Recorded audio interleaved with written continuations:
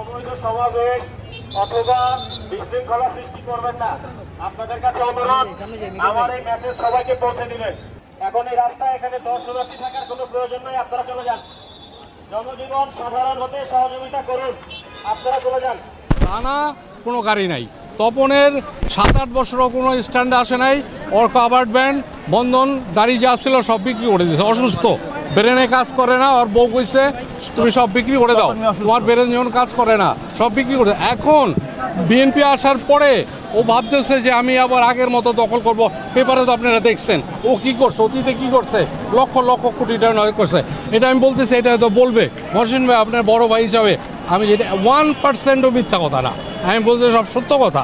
এখন ওরা আবার নতুন করে পুরনো ওই টাকার লোভটা পেয়ে যে আমাদের বিএনপি আসছি আমরা দখল করব। আমরা সাধারণ মালিক, কেউ বিএনপি করি, আগে জাতীয় পার্টি করতাম, 2-1জন আওয়ামী লীগও করতাম, আমাদের মধ্যে দলাদলি নেই। বন্ধন বাস কাউন্টারের সামনে মালিক সমিতির 2টা পক্ষ ঝামেলা করতেছিল। উক্ত সংবাদের ভিত্তিতে আমরা সেখানে যাই, গিয়ে 2 পক্ষকেই প্রথমে শান্ত থাকার চেষ্টা করি।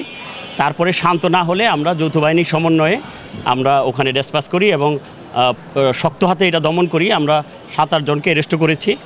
আমাদের কথা হলো যে শান্তি শৃঙ্খলা বজায় রাখার জন্য আমাদের সর্বোচ্চ ব্যবস্থা আমরা গ্রহণ করব। সুতরাং এই পরিস্থিতি যদি কেউ ঘোলাতে করতে চায় আমরা কোনো সুযোগ দিব না এই বিষয়ে। তারপর আমরা সাধারণ মালিকরা সবাই মিলেমিশে আমরা ব্যবসা করতেছি। এই ব্যবসা দখল করার জন্য গত 1 মাস আগেও সে আমাদের অফিস দখল করতে আইছে তপন, রানা, রুহুল আমিন, কাশেম আর অন্যান্য লোক। ঠিক আছে, তারা দল করতে আইছে, আমরা মালিকরা একতাবদ্ধ থাকাতে তারা দখল করতে পারে নাই।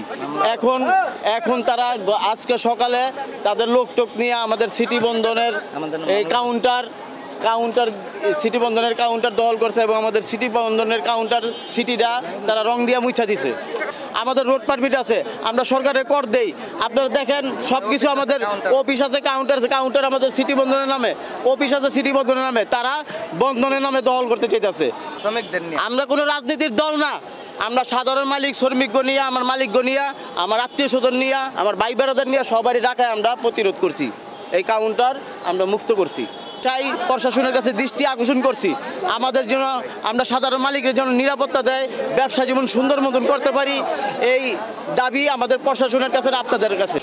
আমরা সুষ্ঠুভাবে চাঁদাবিহীনভাবে যা পারি গাড়ি চালাইতেছিলাম, বুঝলেন। এর মধ্যে এখন তপন তো আমার ছোটো ভাই, আমি মহল্লায় থাকা মিশনপাড়া বাড়ি, ছোটো ভাই জোর করে অনেককে ফোন দিছে, আমারও ফোন দিচ্ছে, মহসিন ভাই আপনি আমার বড় ভাই আইসা আমার সই দেন। আমি ওটা পরে চিন্তা করা যাবে, আমি এই মুহূর্তে সই দেবো না, আমি অস্বীকার করছি।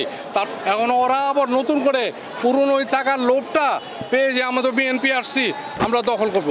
আমরা সাধারণ মালিক, কেউ বিএনপি করি, আগে জাতীয় পার্টি করতাম, 2-1জন আওয়ামী লীগও করতাম, আমাদের মধ্যে দলাদলি নেই।